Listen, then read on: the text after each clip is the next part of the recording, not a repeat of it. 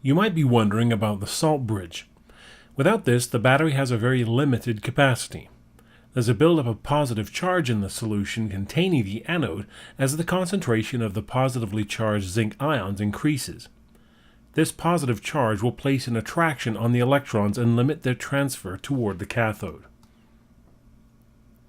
As the concentration of the positively charged copper ions decreases at the cathode, there is a decreasing positive charge in the solution. The anion in this solution, not shown in this illustration, becomes comparatively higher in concentration. This negative charge will act to repel incoming electrons. The salt bridge contains anions and cations that do not interfere with the interaction, but diffuse into the respective solutions to balance the charge. In the case shown here, the negatively charged chlorine ions diffuse into the increasingly positive zinc ion solution, and the positively charged potassium ions diffuse into the increasingly negative copper ion solution. The salt bridge is plugged at both ends with a porous material to make sure the diffusion of ions occurs slowly. The zinc ions, as they increase in concentration, may even diffuse partway into the salt bridge. The current continues to flow until the concentrations of the solutions and the changes in the electrodes become too great.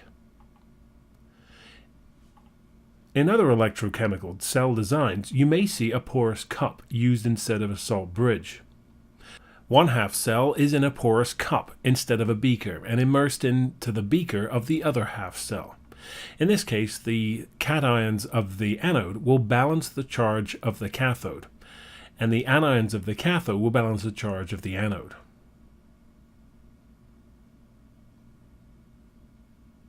So to review, the anode is the electrode where oxidation occurs and is assigned a negative charge.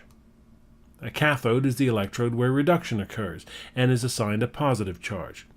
It's important to remember that it isn't necessarily the electrode itself that undergoes oxidation or reduction.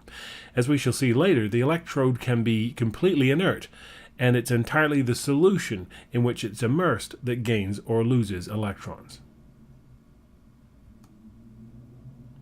The anode loses mass and the cathode gains mass. Now, generally speaking, this is a reasonable rule to remember, but like most rules, there are exceptions. For example, if an inert electrode is used, it will neither gain nor lose mass. Another example is if iodine is the oxidizing agent and gains electrons at the cathode. The iodine will form ions in solution and lose mass. Your data book will confirm for you the states of the products following a redox reaction. The salt bridge, or porous cup, allows the movement of ions to prevent a buildup of charge in each cell.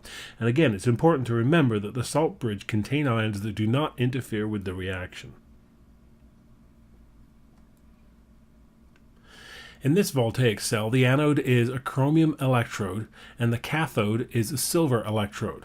The nitrate ions used in the solutions is a commonly used ion. It doesn't form a precipitate with any metal ion. This is why it's also used here in the salt bridge.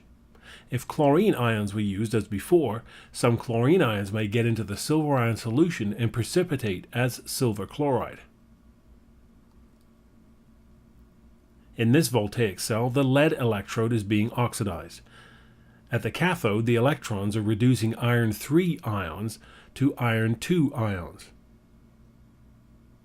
A platinum electrode is used at the cathode so that the iron ions don't react with it. The platinum is less reactive than gold, an extremely weak reducing agent. Graphite is also frequently used as an inert electrode.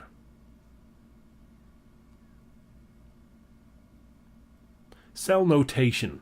Instead of drawing out voltaic cells all the time, chemists can communicate the essential elements of an electrochemical cell by using cell notation. The notation of the Daniell cell is shown here. When drawing an electrochemical cell diagram, it doesn't matter, but when writing cell notation, the anode is shown on the left, the cathode on the right. The single vertical line indicates a phase boundary between the electrode and solution. The double vertical line represents the porous barrier or salt bridge between the half cells. It's generally not necessary to include all the ions in the electrolyte solutions in salt bridge, just the ones that are a part of the redox reaction. This is the net ionic equation showing the oxidation of lead and the reduction of iron 3 ions. Since the platinum electrode in the cell is inert, it's not part of the reaction equation. By contrast, the cell notation includes the platinum electrode.